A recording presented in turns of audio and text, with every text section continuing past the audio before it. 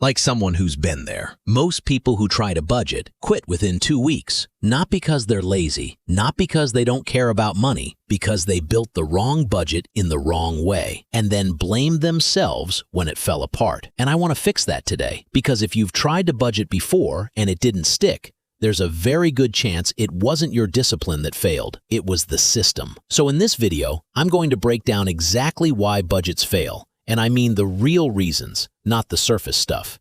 And then I'm going to show you what to do instead, because there's a version of budgeting that actually works for real people with real lives and real spending habits. And it doesn't require you to be perfect. It just requires you to stop doing a few specific things that are quietly killing every budget you try to build. Let's get into it. So first, let's talk about what most people actually do when they decide to start a budget. They get on Google, or they download some app, or they pull up a spreadsheet template, and they start filling in numbers. Income, rent, groceries, car payment, subscriptions, eating out. They get everything categorized. They set limits on every category. They feel really organized for about 4 days, and then life happens. They go out to eat with friends on a Wednesday and blow their restaurant budget for the whole month, or they forget about an annual subscription that auto-renews, or they have a tough week at work and they just spend a little more than they planned. And then what happens? The budget feels broken, so they stop looking at it, and by week 2, the whole thing is basically abandoned. Sound familiar? Yeah.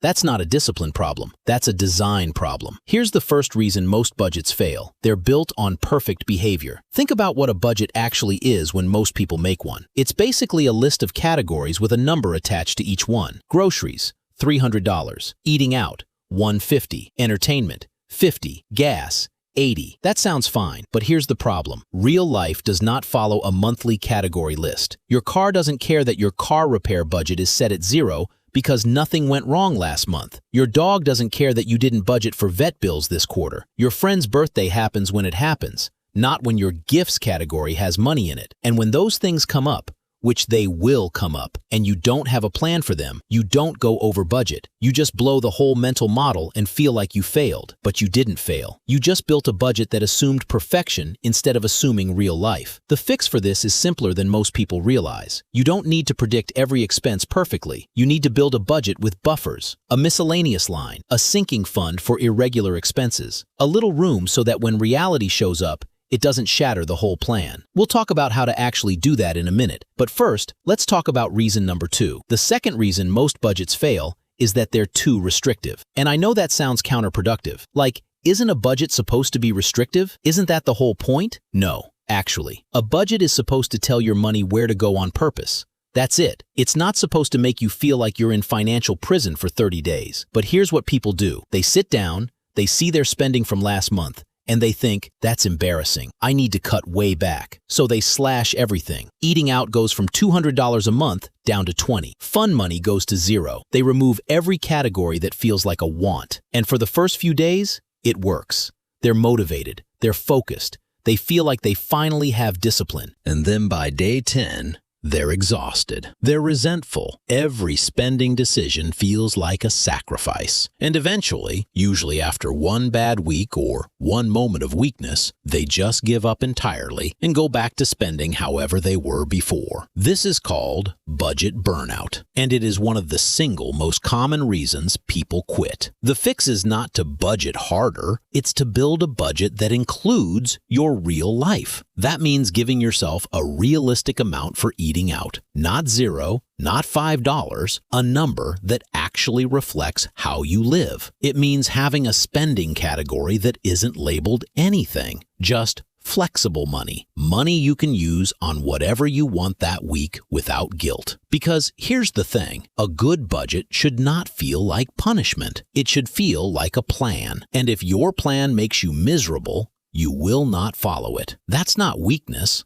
That's human psychology. If you want the plan to stick, it has to have room to breathe. Third reason most budgets fail? They're built on estimates that are just wrong. Okay, so this one is surprisingly common, especially for people who are budgeting for the first time. They sit down to make a budget and they just guess. I probably spend like $200 on groceries. My eating out is probably around $150. Gas is maybe $60 a month. And they set those numbers. And they think they have a plan. But they've never actually tracked their real spending. spending. So those numbers are basically made up. And then the first month happens, and they realize they actually spent $380 on groceries, and $260 eating out, and $90 on gas. So every single category is over budget. Not because they spent recklessly, just because they didn't know what they actually spend. And when you're over budget in every category by a lot, the whole thing just feels pointless. Here's what I'd actually recommend if you're starting out. Before you try to budget, track first. Just spend 1 month looking at what you actually spend, not what you think you spend, what you actually spend. Pull up your bank statements. Look at every transaction. Most people are surprised, not always in a bad way,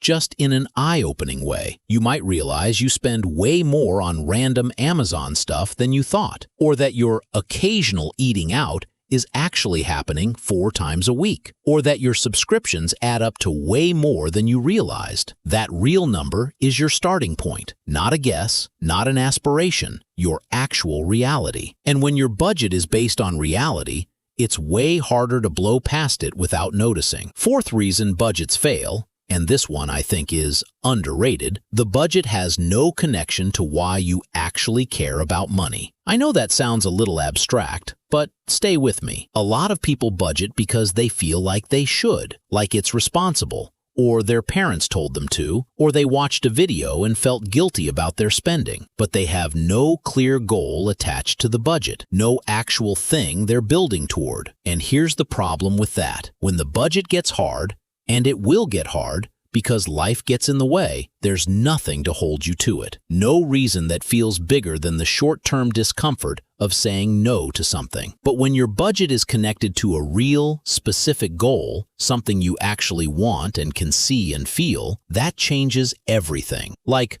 I'm cutting back on eating out for 3 months because I'm trying to build a $1,000 emergency fund so I stop panicking every time something breaks. Or, I'm being intentional with my spending because I want to max out my Roth IRA this year and actually start building wealth instead of just earning money and watching it disappear. That's different. That's motivation that can survive a hard Tuesday. Without a goal, a budget is just a list of restrictions. With a goal, it's a tool for getting somewhere. So if your budget has no goal attached to it, that is one of the first things to fix. Fifth reason budgets fail: too many categories. This one is mostly for the over-organizers out there. Some people, and I respect the energy, will sit down and build a budget with 47 different categories: groceries, household goods, personal care, hair care, pet food, pet toys, vet, car gas, car insurance, car maintenance, parking, tolls, work lunches, fun food, fast food,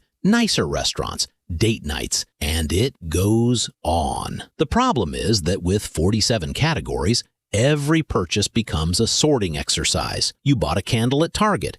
Is that household goods? Personal care? Fun spending? Does it matter? It matters because now you're spending mental energy on categorization instead of just living your life. And after about a week of that, most people just stop categorizing entirely, which means the budget is basically gone. Here's what actually works. 3 to 5 main buckets. That's it. Essentials, savings and investing, debt if you have it, and spending money. Your spending money bucket can have subcategories if you want, but you don't need granular line items for every possible transaction. The goal of a budget is not to account for every dollar down to the penny in real time. The goal is to make sure the important things are happening on purpose. Your essentials are covered.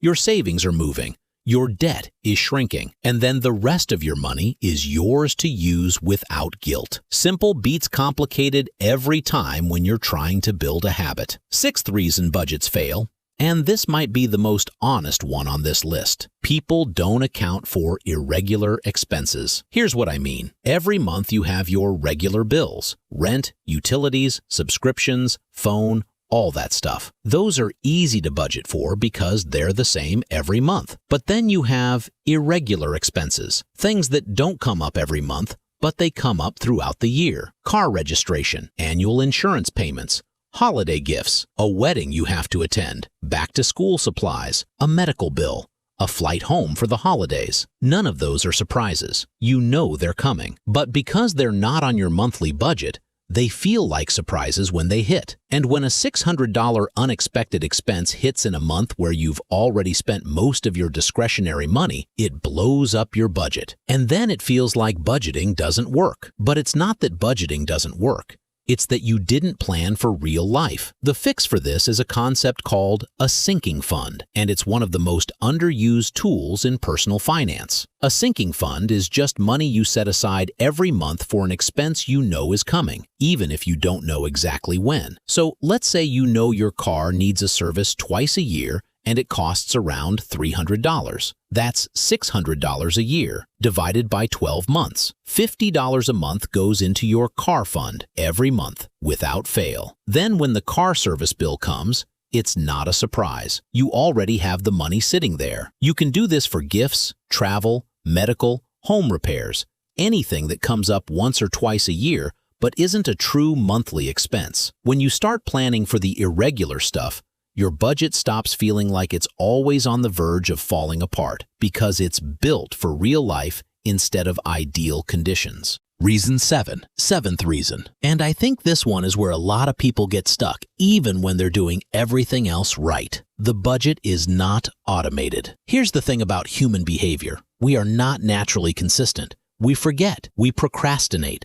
We have bad weeks where we just don't feel like doing the responsible thing. That is not a character flaw. That is just how people work. So when your entire financial system depends on you manually doing the right thing every single time, transferring money to savings, making extra debt payments, logging every transaction, you are setting up a system that only works when you're feeling motivated and disciplined. And motivated and disciplined is not a permanent state. Life gets in the way. The fix is to automate as much as possible. Set up automatic transfers from your checking account to your savings account on the same day your paycheck hits, before you can see the money and be tempted to spend it. Set up automatic payments for your minimum bills so you're never late. If your employer has direct deposit, see if you can split your paycheck so a percentage goes directly into a savings account you don't touch. When the right financial behavior happens automatically, you don't need discipline anymore. The system does the work. And what's left? The money in your main spending account after all the automatic stuff has happened. That's money you can spend freely, without guilt, because the important stuff already happened. That's not just a strategy. That's a completely different relationship with money. Eighth reason, and this one is a little more psychological. People quit their budget because they feel shame when they go over. And this one is tricky because the shame response makes a certain kind of sense. You made a plan. You went over the plan. That feels like failure. But here's the thing. Going over your budget in a category is not failure. It's data. It's telling you something. Maybe the category limit was too low and needs to be adjusted. Maybe something unexpected happened that month. Maybe there's a spending pattern you haven't noticed yet. But when people feel shame, they don't review the data. They don't adjust the budget. They just avoid looking at it because looking at it feels bad. And avoidance is how a budget dies. I want you to reframe what going over budget means. It doesn't mean you failed. It means you got information. Maybe your grocery budget needs to go up from $250 to $300 because the cost of food has genuinely gotten more expensive. That's a real adjustment, not a personal failure. Maybe you spent more on eating out one month because you went through something hard and you needed that social time. Life has seasons. A 1-month budget is not a moral grade. The goal is to look at your numbers honestly, without shame, and use what you find to make the plan better. Because the budget that gets adjusted is the budget that survives. The budget that has to be perfect is the budget that gets abandoned. Okay, so we've talked about 8 reasons budgets fail. Now let me tell you what I'd actually do instead. What a working budget looks like for a normal person with a normal life. It comes down to 5 things. First, build your budget on real numbers, not aspirational ones. Go back and look at what you actually spent last month before you set any limits. Let reality be your starting point. Second, use 3 to 5 categories, not 40. Essentials, savings, debt, if you have it, and spending money. Keep it simple enough that you can do a 5-minute check every week without it feeling like a part-time job. Third, automate the things that matter most. Savings, investments, Minimum debt payments. If those happen automatically before you can touch the money, the most important parts of your financial life are already handled, regardless of what kind of week you're having. Fourth, build in buffers. Have a miscellaneous line in your budget. Have at least one sinking fund for irregular expenses. Give yourself permission to be a human who sometimes spends a little more than planned without the whole system breaking. Fifth, attach it to something you actually want. A specific emergency fund target, a specific investing goal, a specific thing you're building toward, not being good with money in the abstract, a real, tangible thing you can point to. Those 5 things are not complicated, but most people are missing at least 3 of them when they build their first budget. And when those pieces are in place, budgeting stops being a system you have to force yourself to do. It starts being something that just works in the background of your life, quietly moving you forward without requiring constant willpower. Let me give you a quick example of what this actually looks like in real life. Let's say you take home $2,500 a month after taxes. Your essentials, rent, utilities, insurance, subscriptions, transportation, come to about $1,500. That's your non-negotiables. You set up an automatic transfer of $250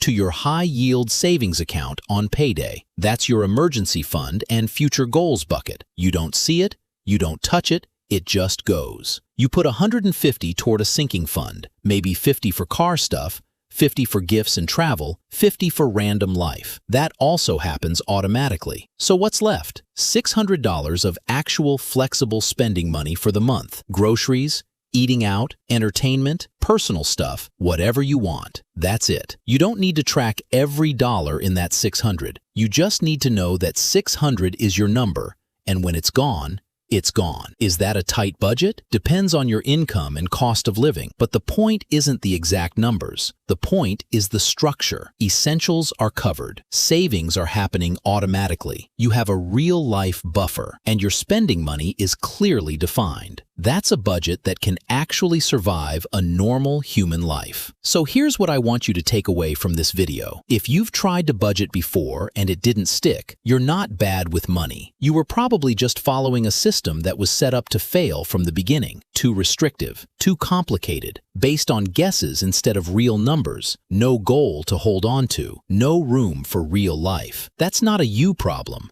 That's a design problem, and design problems can be fixed. Start simple, build on real numbers, automate the things that matter, give yourself room to be human, and connect it to something you actually want. Do those things, and your budget won't feel like a punishment. It'll feel like a plan. If this video helped you, I want to know one thing. Drop a comment below and tell me which one of these 8 reasons has killed your budget in the past. Was it the perfectionism, the shame spiral, the guessing game, the too many categories trap? Tell me, because I read these comments and the answer you give will literally help me decide what video I make next. And if you want more of this kind of content, no fake guru energy, just practical money stuff for normal people, subscribe. New videos every week. I'll see you in the next one.